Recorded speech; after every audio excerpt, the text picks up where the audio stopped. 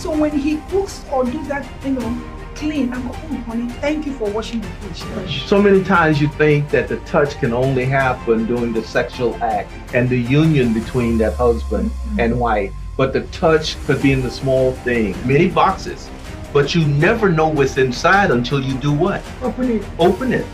All right, and then hold up this, and you'll see that there are other boxes are inside. And men, we need to be romantic.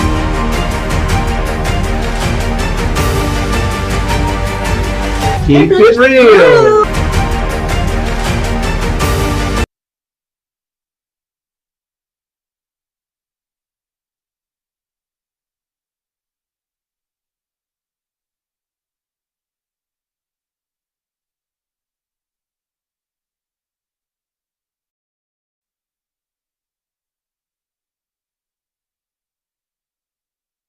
Oh, we miss you, miss you, miss you, miss you, miss you.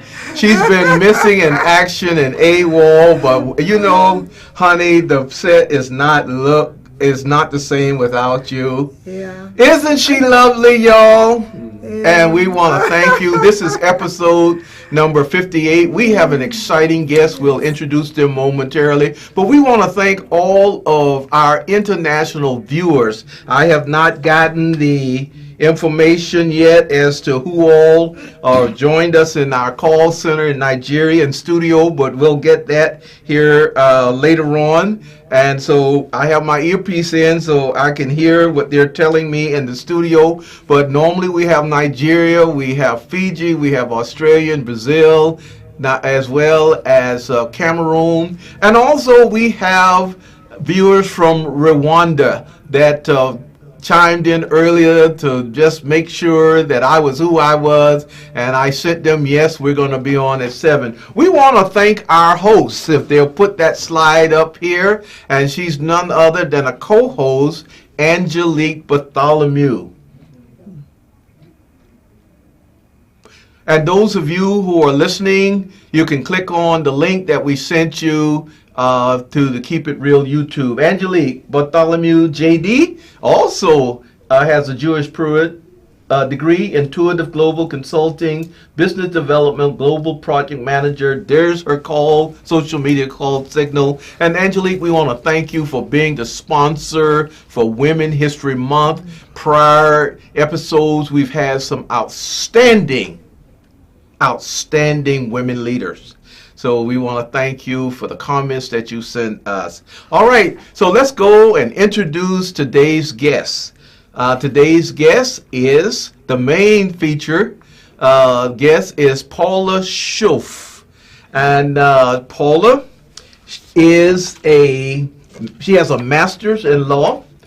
And also she is, I think, correct me, if you have your D-Min already, or are you pursuing a D-Min? I'm still in it. Okay, you're pursuing your D-Min. She's leader of the Hope Justice Center. That will be the topic of what we're going to be talking about. It's about legal and ministry. And the church is going to find out, and Christians going to find out what your role is when it comes to justice.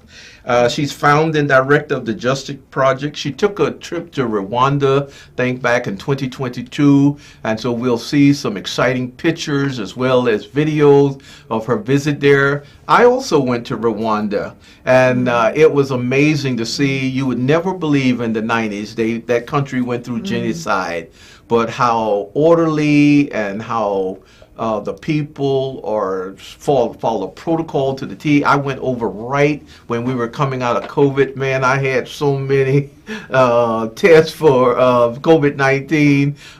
And if you didn't have that card, you could not get around to certain places. She's also an advocate and a member of an anti-human trafficking. And I met her at a Christmas event with Rescue Us, and man, I just fell in love with her, and I'm falling in love with our husband. She is the wife to Mike. There's Mike, that good-looking man there. They're going to tell how they met here in a few minutes. They have 2 adult children and 3 fur. If you can put up Mike, we want to give proper recognition to him. And so his slide will come up, and he'll tell us all about himself. He's a GE sales strategist, waiting for Mike's bio with their slide together. Our engineer, if you'll go ahead and get that up.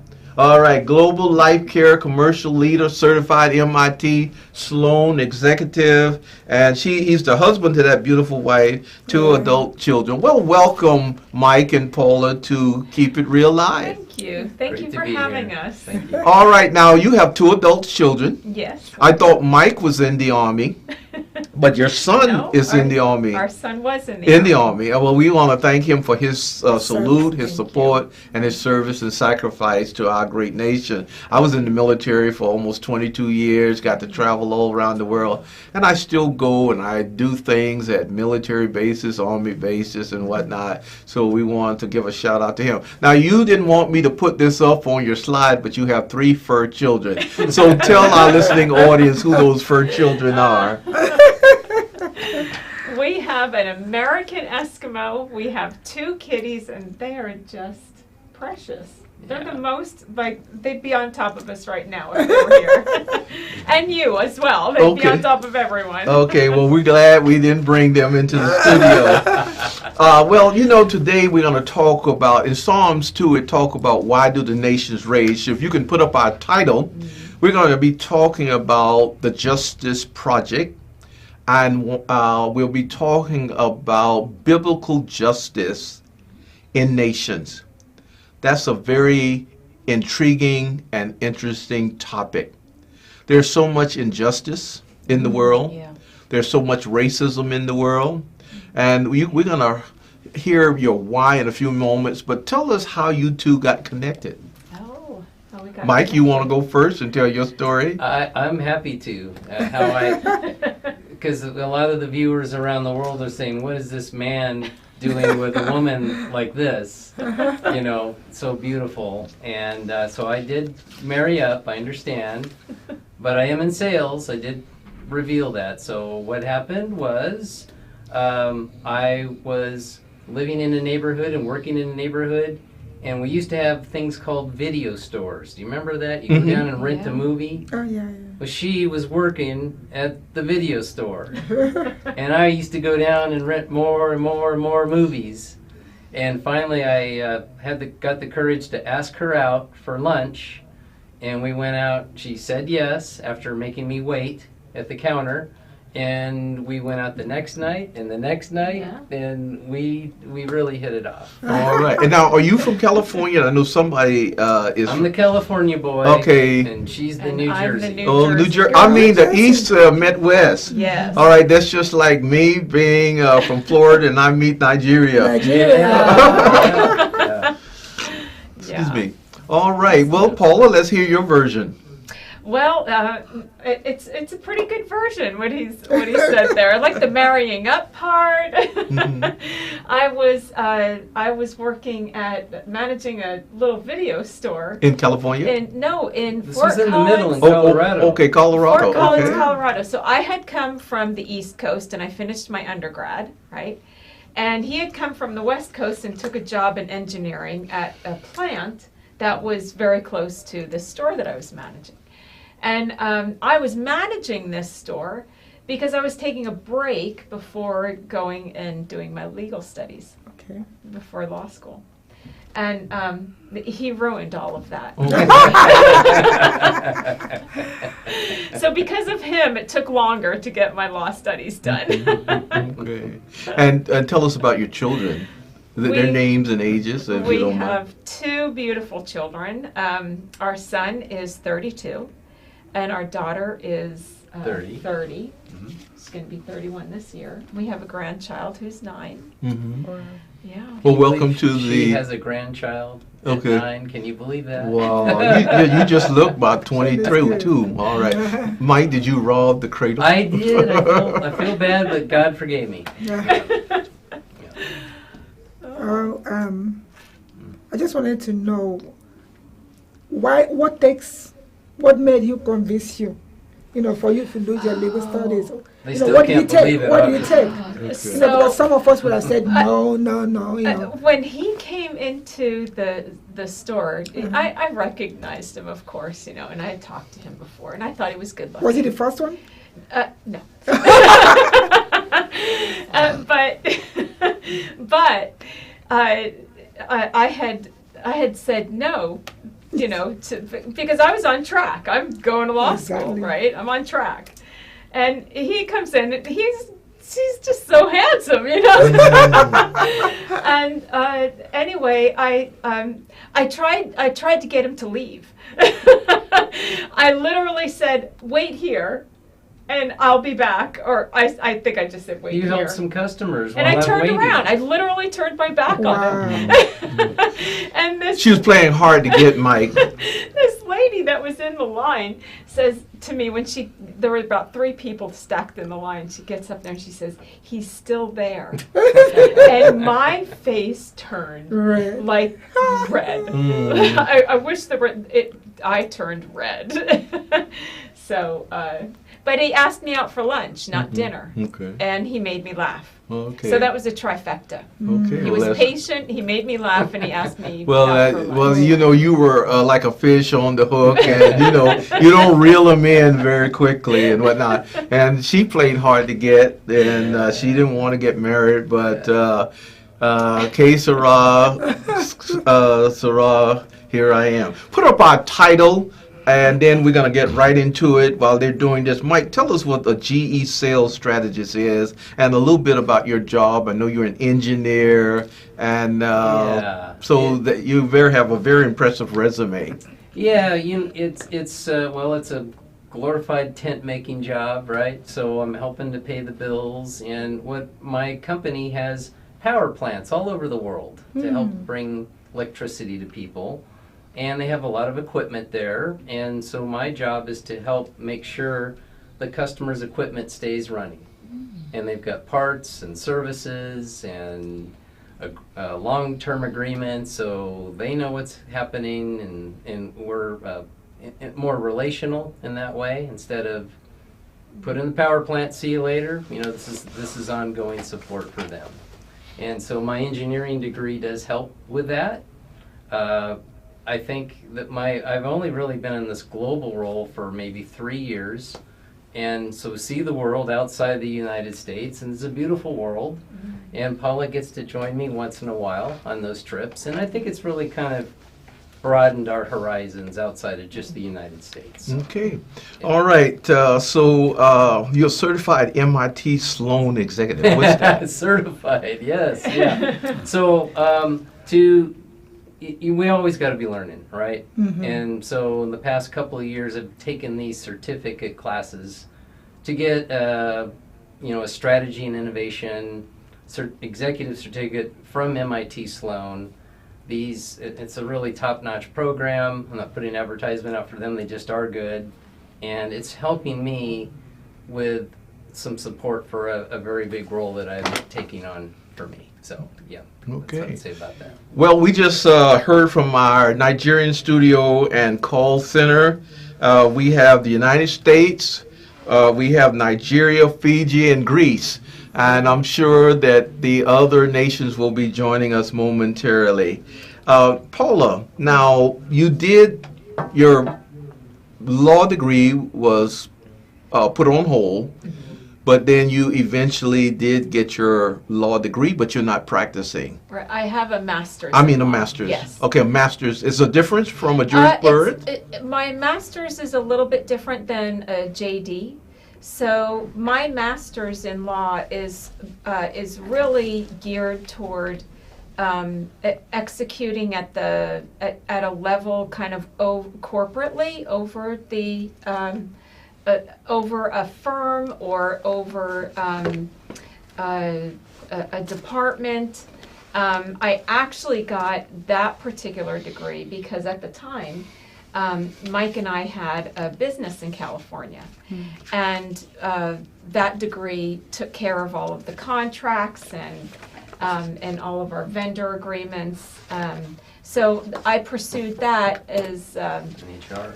yeah, and it took care of all the HR stuff too, yeah. So, So you were entrepreneurs also, yes, yeah, okay? yeah. And then you also worked a 9 to 5 while she went to school so that you can pay the bill.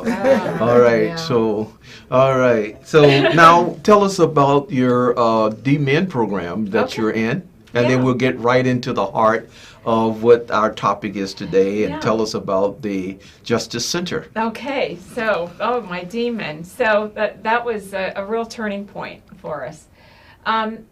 When we left California and we came out to Texas about 10 or 12 years ago? 12 years ago? Yeah. Wow. I had a lot of trouble getting into law in Texas. So after about 3 years of of trying to find a point of entry, it was sort of like nobody really cared what my law background was in California, because we're in Texas now. Everything is different in Texas, as it is in Louisiana and other states. So I started working full-time for our church. And that role just sort of took off. I used my legal skills as sort of soft skills. Went on to a few years later, about 3 years after I was at the first megachurch, I went to a second megachurch and went into operations and then missions. And it was in missions that this very deep disappointment of losing law and losing that future that I had in my head. It was at that department where law came back into my life. Because mind you, those 3 years that I had spent when we first got here, those were very grievous for me. I was really coming to terms with God has a different direction for me. It doesn't include law. I love the law, and I really had to kind of figure out what He wants to do. One day I heard on a Sunday service our pastor say, "If what you're doing isn't working, do anything to change that, even if it means something that you would never imagine you would do." I got up the next day and I literally went down to a corner furniture store and I started working at a furniture store. That was pretty much the lowest point for me, because I had worked so hard for something that was a long-term future, especially being that our children were, we were empty nesters, newly empty nesters. So we had a major move. We're new empty nesters. And I have this big Void? Would you say? A void. I have this big void, but I have this big disappointment because that career didn't launch the way that I had planned it to, right? Now, the Bible does say submit your plans to the Lord. Yes. All right. And so many times we have plans, but God has other plans. And then not so many times it ends up being perfect, because now you have an opportunity to combine ministry and law in what you're doing. Yeah. All right. Something that I never saw coming. Okay. Now, Joy, you lost your first husband, and the Lord spoke to you about missions. So tell your story, how it sounds similar to Paula, and they Yes. need to hear this. Of a truth, I never loved the word pastor, ministry, missions. I love people that did it, but I didn't want to do it. Yeah. But I have always, as a young girl, always believed that God is powerful and He can take over. I believe in destiny. So one of my favorite passages is Romans 8, verse 28. For we know that all things work together for good. Yes. But I remember growing up, women would just see me. I don't know, there's something about me and prophets. They say, God is calling you to work for another. Who? Not me. I was very real. But it keep talking on me. Every time my mother would say, there's something about you, because I'm a miracle child. My mom couldn't have a baby for a long time. So they prayed me in. It's a long story. Yes. So I believed God. So, growing up, I didn't want to hear it. All I wanted to be a nurse or a doctor. I love medical field. Yeah. And that's why I was just fascinated with nurses. All I wanted to be a nurse or a doctor. But when my husband died May 2001, May 17th, my first husband, I'm so sorry. that thing that I was afraid of came back.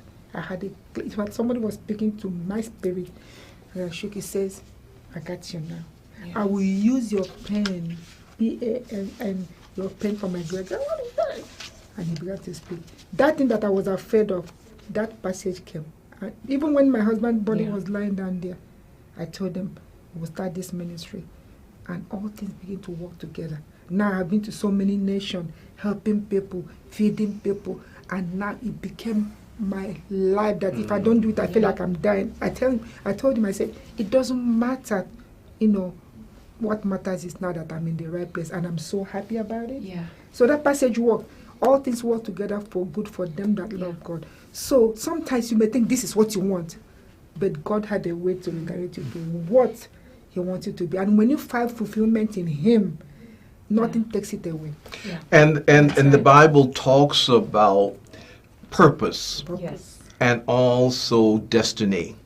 I got a revelation the other day from Philippians 3:14 when it says, I press towards the mark of a high calling, the goal to win the prize. Yeah. So many people think that your goal is the prize. That's the reward that you Yes. get. Just like for our services and our ministry and what we do in the earth, we get reward after we retire. We get our pension, our retirement check. But he was showing me that the goal is for you, Keith, to fulfill your purpose. Amen. And then for you to arrive at your destiny on time.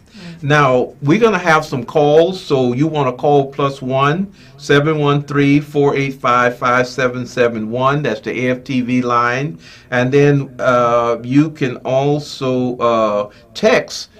If you're overseas, +1 210-589-0884, and you may have some questions for Mike and Paula or Joy or myself.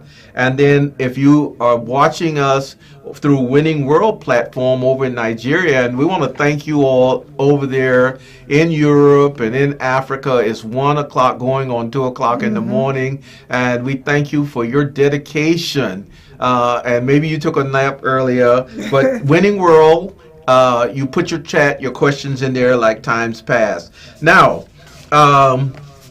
why do the nations rage? Psalm 2 says this, and a great concern for justice is needed in our world today. If you turn on the news, you see so many conflict, so many wars. God's views and ideas and principles and laws about justice you're going to learn tonight. The scriptures says that God is just. He judges the injustice and the wrong. He sees our hearts and our mind of men, and he will be judged. So many times people think they're getting away, but we serve a God who is a just God. And then he says, vengeance belongs to me, and he will repay. And as Christians, we must stand up, speak up, and out about injustice. And that's what this couple is doing. And when I heard her speak at this Christmas program, and I heard about this, it's just something welled up in me. So if you can put up the video, give her a cue. We'll give you time to get that up. And she went to Rwanda, and she has a justice project. This okay, is the beginning there it of is. Day 2 for me in Rwanda. Yesterday, I spent the entire day at the Genocide Memorial in this city, and it was quite an experience. If ever you're visiting a country that has a memorial to genocide victims, I would highly recommend it. I know for those of you who are in Houston, we do have a memorial in Houston for Holocaust victims. So I would really encourage a visit to a site like that. Because of the topic, it becomes holy ground, and being present is going to be very much worth your while. While I was there, one of the things that struck me the most came from the tour guide.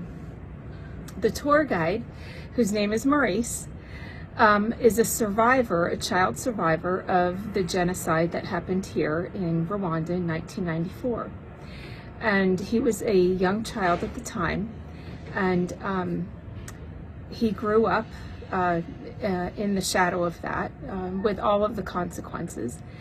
And it was very apparent to me that at the end of the genocide, no matter who your parent was, there was a good chance that you no longer had a parent, and that you obviously would have suffered the loss of your siblings and your other extended family. So there is an entire generation of Rwandan children who are now young adults who have grown up alone in great distress throughout their lives. And one of the consequences of that, at least from the perspective of Maurice, is that they do not necessarily care for God. I sensed a very apathetic feeling from him about God. The role of the church, the famous roles of the churches here, were very atrocious. And so I'm wondering, and today I'm going to be exploring, how Christianity has adversely affected the spiritual development of the children of this age. So there is my call. I look forward to checking in with you again tomorrow, and have a blessed day. Right. We saw the video, and tell us what we just saw. Okay. So when I went to Rwanda this past October. Wow. And I was there for half of the month. And the video that you just saw was one of a series of videos. I would send a video out every day to the group that was following me on WhatsApp. And that was a recap of the experience that I had visiting the Kigali Memorial for the Rwandan genocide in '94. So the memorial is in Kigali it's very broad in its in the experience that you'll have there. So you'll learn all of the players, all of the factions within a culture, like the media, the government, the churches, all of these different players that had to do with the genocide, and the relationships with other countries, how it all started, how it was prepped. You get this very historic background, and you also get exposure to the just the magnitude of the human destruction. Mm-hmm. And but it is a sanitized platform to learn about the genocide. It was the following 2 days that I went to Yamata, which I went to 2 churches in Yamata, which is a town in the countryside above Kigali, and those 2 churches were the locations of mass killings. And by mass killings, I mean well over 10,000 people per site. And that's really super conservative on my part to say only 10,000. Yeah, there were really millions slaughtered. Yes. Mm-hmm. And when I went there, it was such a sacredness. Yes. And such, not an eerie feeling. Right. Not. And I went to Dakar there, I think, where the Jews were slaughtered in Germany by my being in the military, and I took troops there when we were on a deployment. Did you go to Rwanda, or do you plan on going? I'm planning at some point. Okay. Yeah, it's fascinating, how they've progressed. Progressed. Oh, More, it's yes. beautiful. Did you find, Paula, that you would have never believed from the countryside and from the people and how the government takes an active role in that country Yeah. and the orderliness and how it is such a progressive nation It is. It and is. and also their economy Oh, that you'll yeah. never believe that genocide took place. Well, it actually, as you say that, the reason that I went to Rwanda was actually to experience that. So in biblical justice, my focus is not so much on, in the Rwandan case, not so much on what happened that was the evils. I needed to understand that very deeply. But my focus is on the reconciliation, the reconstruction, how they're bringing prisoners back into the neighborhoods that they grew up in and restoring them. Is that really working? What does the country look like now? Is, you know, because I had followed the genocide when it was happening, and I had followed Rwanda actually before that, as my interest was. Now, where is Rwanda? Rwanda is in East Africa. It's surrounded by Burundi, Tanzania, and Uganda. And it's a tiny little country, about the size of Maryland in the United States, maybe 10, 11,000 square miles. It's very small. All right, we got some pictures. Let's put up the pictures. They may not be in the right order, but you can also tell us what we are Okay. looking at. Okay. All right, Gladly. just start with the pictures and leave them up for a minute and let her explain it. Then we'll go to the next picture. And then, all right, what is Okay. this?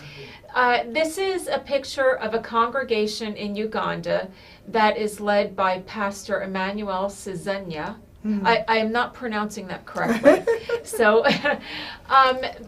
Pastor Emmanuel is, I haven't met him personally yet, but he is overseeing quite a ministry in Uganda. All right, you can put the camera on, Paula. We've seen enough of the picture.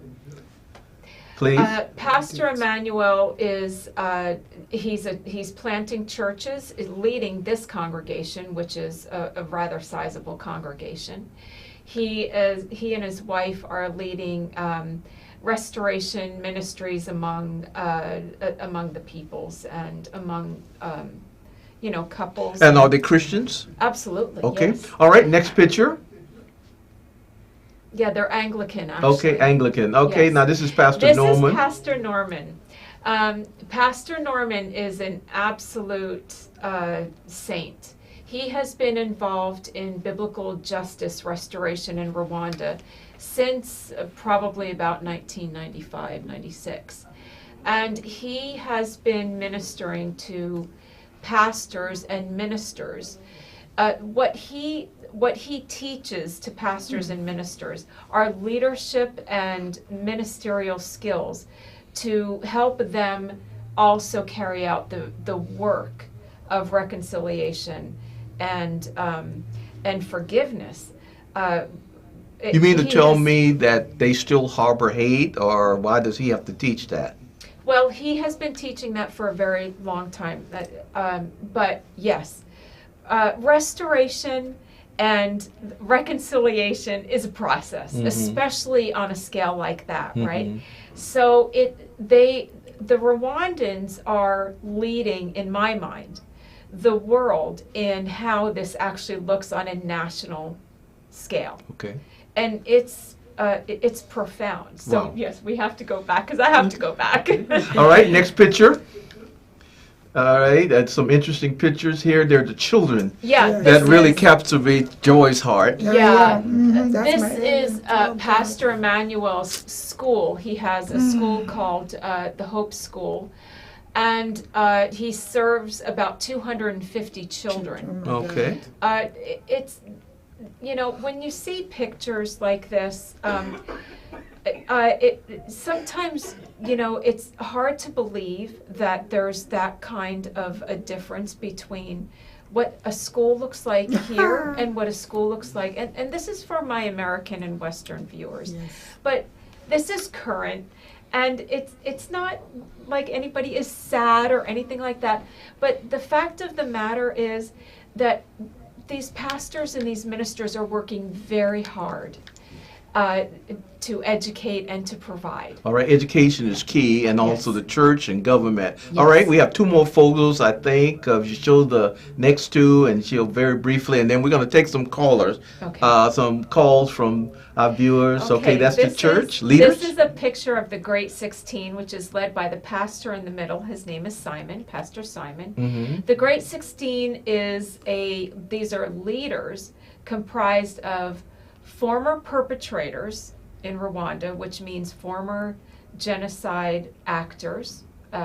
So they would have participated in the genocide as executors, as murderers, Okay, and also victims. okay. So that entire leadership team is victims and perpetrators who have reconciled, forgiven one another, and they're moving forward with the gospel and helping to unify the regions that they're in. And the people. Yes. Okay, all right, next two. And then we'll have, okay, that's the genocide garden. This is one of the sites at Yamata. Okay, This is next a Catholic slide. church site. Next slide. Beautiful. I think I went there, and this is beautiful. Yeah. I saw this- that also when I was in Rwanda. Yeah, this is part of their garden of remembrance. Yeah, Garden of Remembrance, which is broken up into certain tiers. Mm-hmm. But these waters represent Rwanda moving forward with new birth.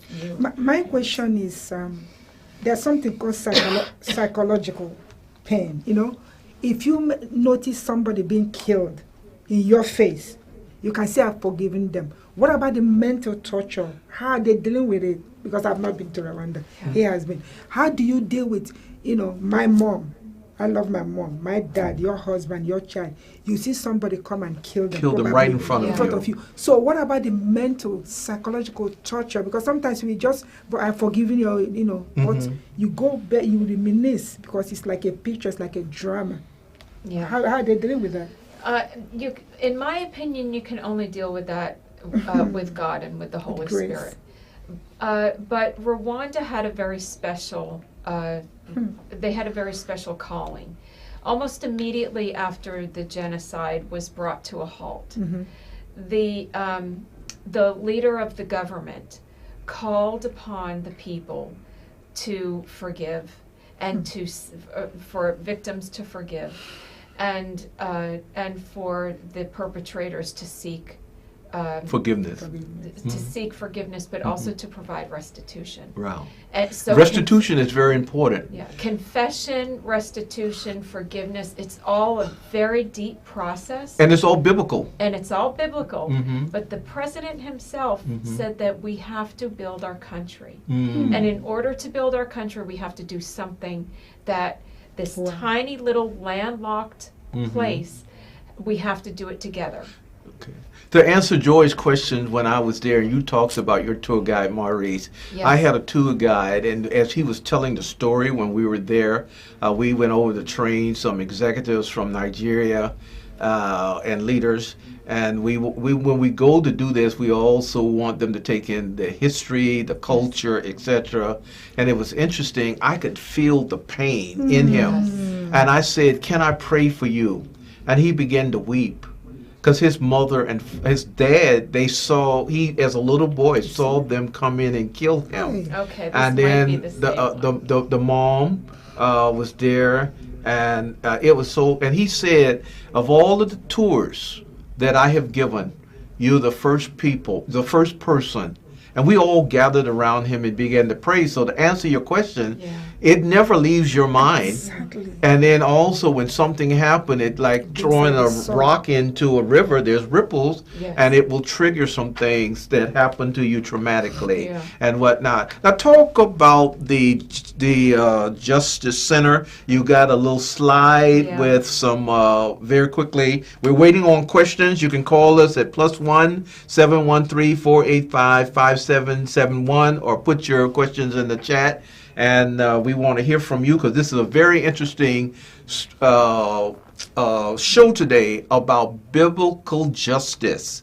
Justice in the nation through y'all's work that you're doing. We commend you, and then we're going to find out how we can give to this also, because I'm sure it takes money. You're going to go back there, and when you go, Joy and I would like to go. I said I would love to visit Uganda. If you can put up, it's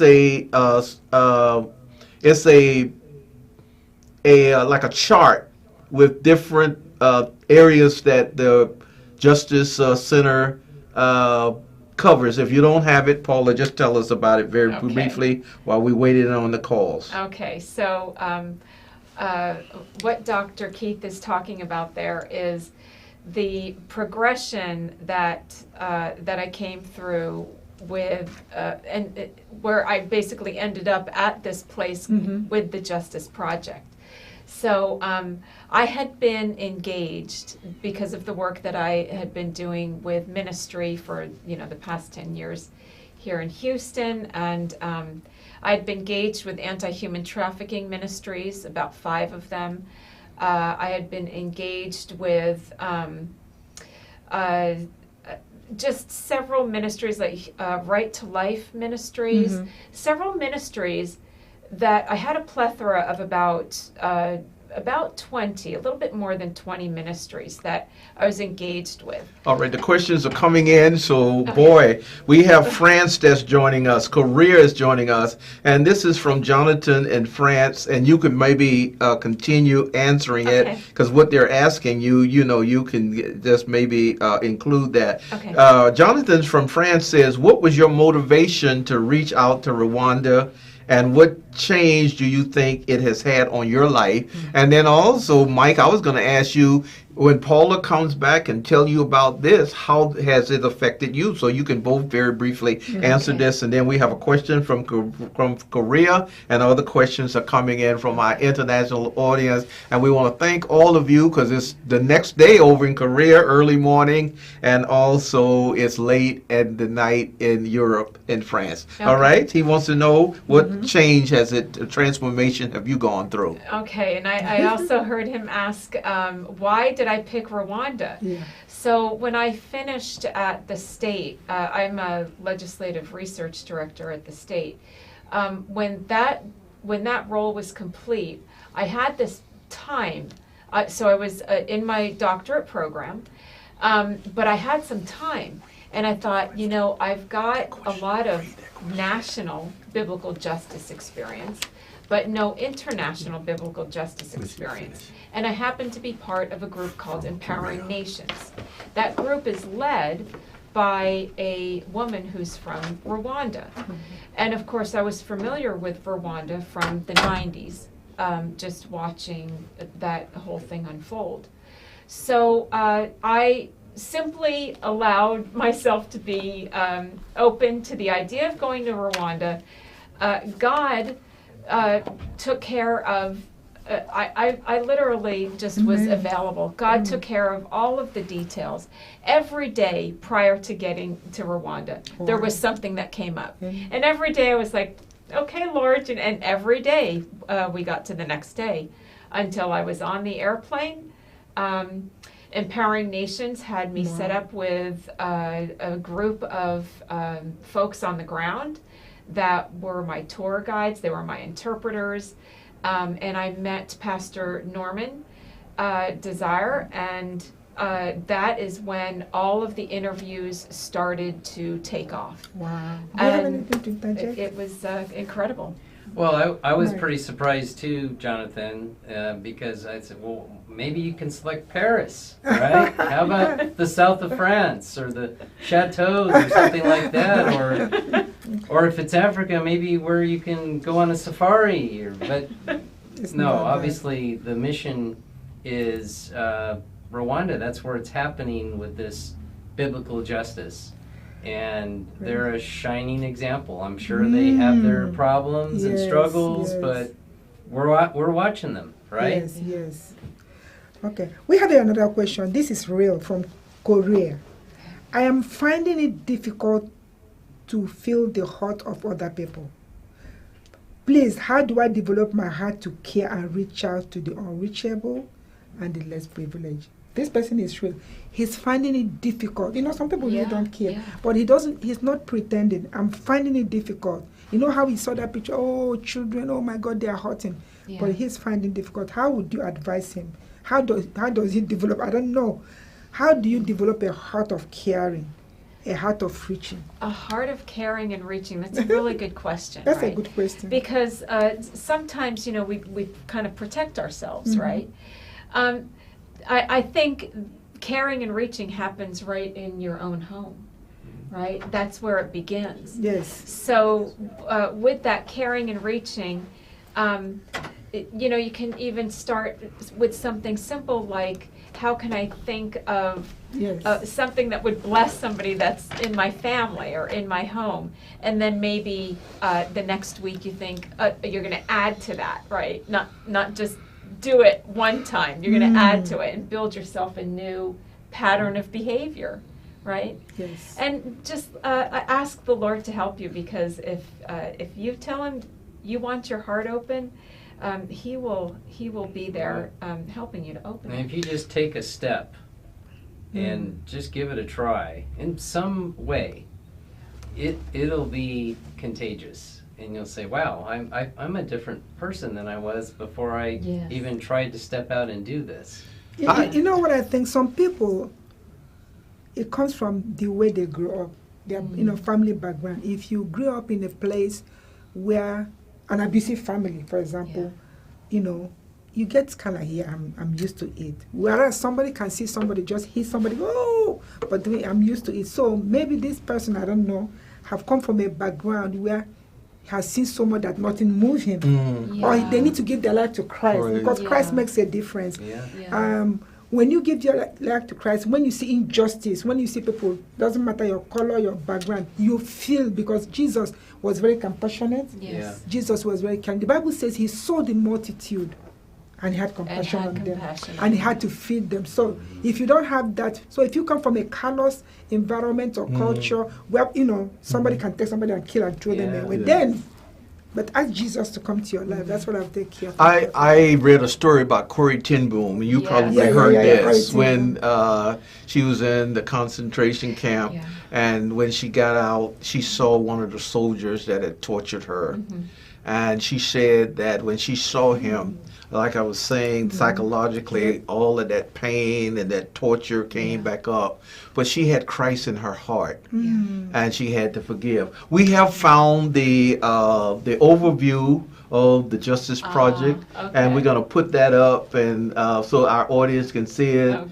The Justice Project is Rwanda, Christian higher education, anti-human trafficking, value of life, legal, and government. How much government aid do you get from this, if any? How much government aid? I don't get any government aid. We don't get none. No, the Justice Project is a direct birth child of my doctorate. Okay. So this is what you're doing your thesis on. It is. We have an incoming call, so let's go ahead and take this. All right. We have a call from Nigeria. Greetings, everyone. I want to say a very big thank you. We have a viewing center here in Nigeria, and we have been watching, and we've been greatly blessed. We have a question regarding the theme of the meeting tonight. We are talking about biblical justice to the nations, and then we are wondering with regard to what's happening in our present world, and then we happen to see all that we happen to see seems to be injustice from the government and other sectors of humanity in our present world. And I'm willing to ask, what do we think is the justice of God in our present world according to the scriptures? What is the justice of God in our present world today? So many governments are just really leaders, they are self-grandizing people, don't care about people. And what does God have to say about this? Thank you very much, Nigeria, and all of you that are in the call center there. that's viewing this program live tonight. And we know it's after 2 o'clock in the morning, and y'all go to night after this. Okay, well, I sincerely appreciate that question because it brings us right back to the kind of a basic thing. Social justice, I think, where we have to start from is comparing it to biblical justice. We have to compare to social justice. So when we commonly know, everybody knows what social justice is. It's when one group is oppressing another group, or a government is oppressing a people. In social justice, what we commonly are looking for is to sort of equalize things, right the wrongs. Everybody should be on a fairly even playing field, which honestly I can't disagree with, right? No, and I don't think any reasonable person can. The problems that we get into with social justice, when we use it as a conduit to solve societal problems, is that social justice can only represent one group against another group, or one group against many groups, right?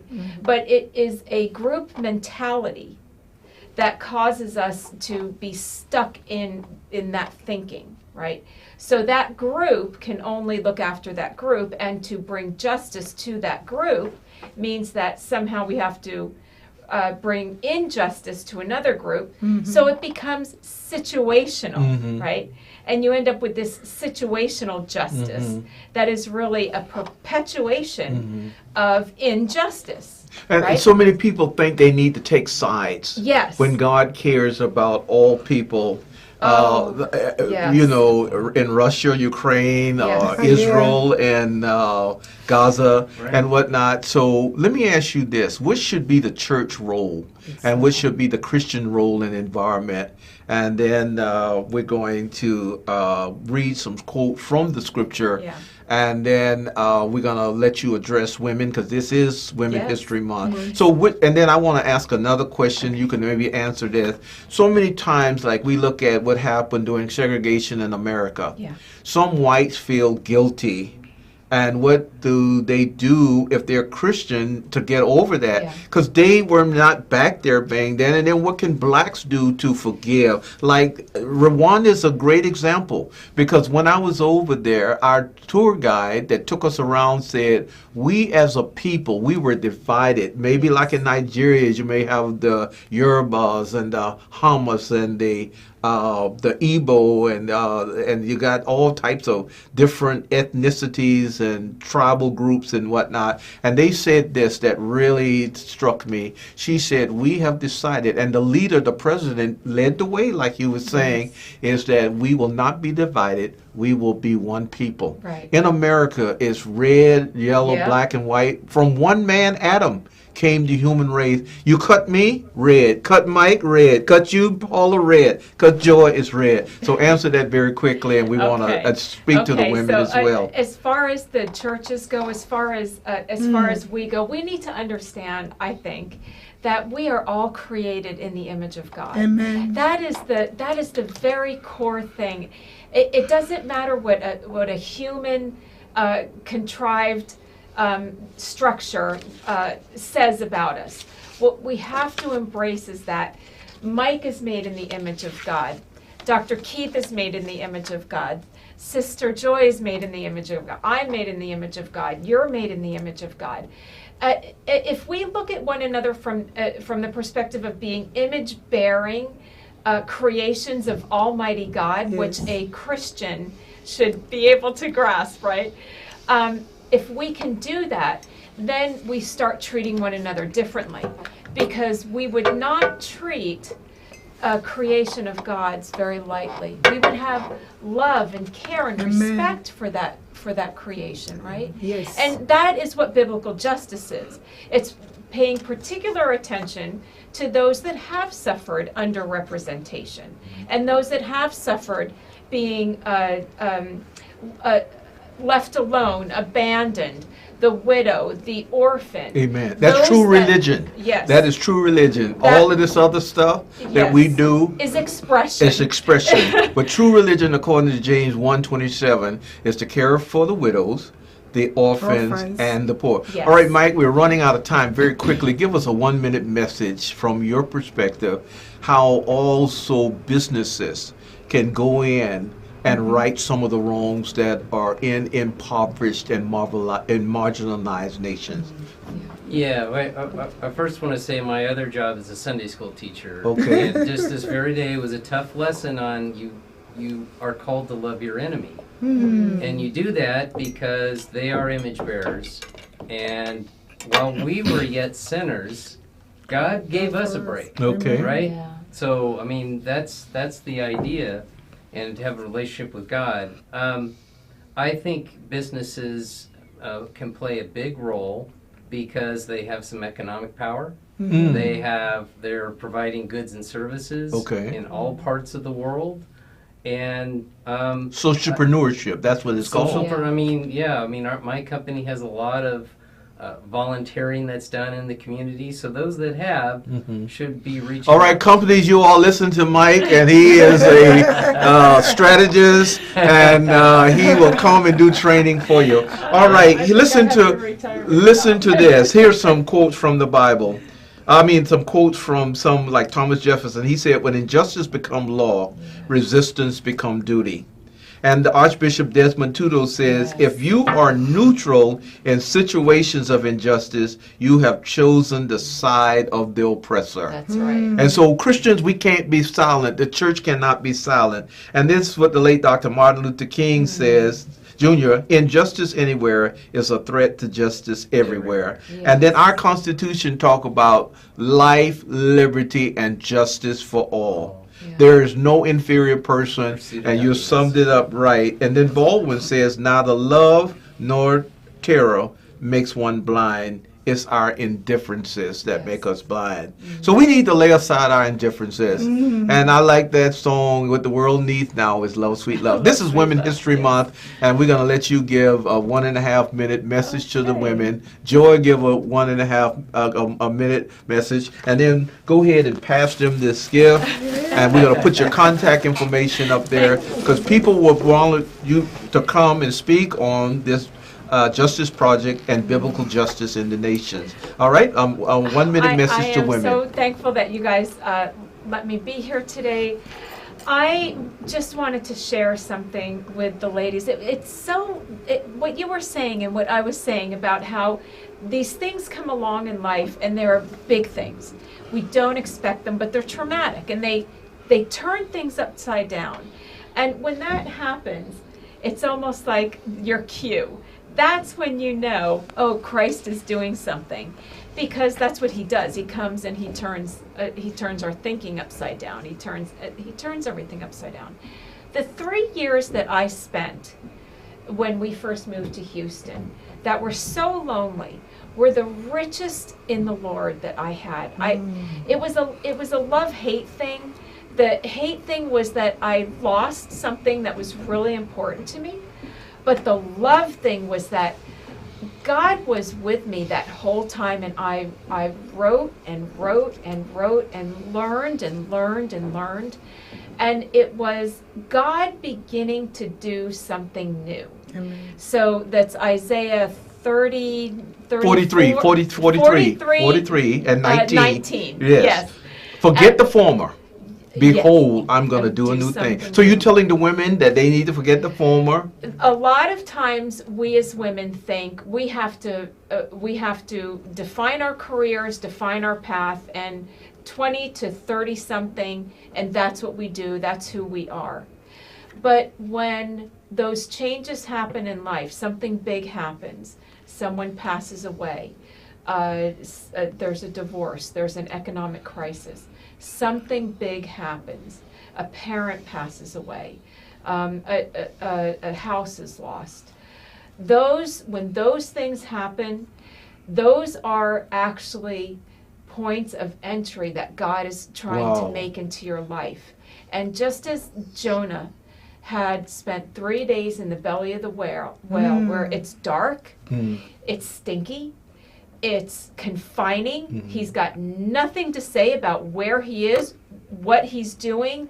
He has nothing to say about anything. He's completely out of control. All right. But God is with him in God is in control, women. All right, Joey, give us a 30-second message to the women, because you were absent during our Women History Month. Yeah, one of the passage I was reading today says, if you lift me up, I will draw men unto me. I just tell my fellow women, sometimes we want to lift and we want to draw. That's not your duty. Our duty is to lift Jesus up by serving under our husband if you have one, and then he does the drawing. So I'm asking you, stop looking at the load.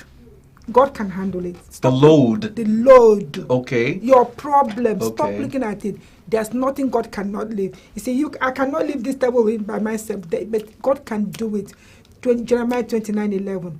God is always helping us. God is always with us. So stop looking, stop thinking, and say, God, you can do it. I can do it through you. Amen. Remember, I can do all things in Christ. All right, if you can put up her contact information, do call this couple. And that's good that you are you're doing things that are practical. No, her contact information, that's us.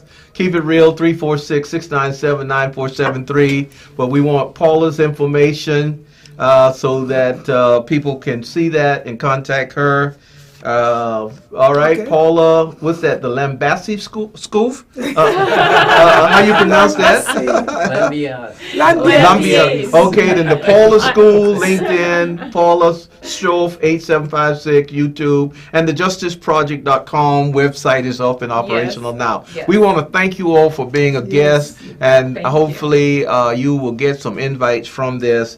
And I'll close with this. Let justice roll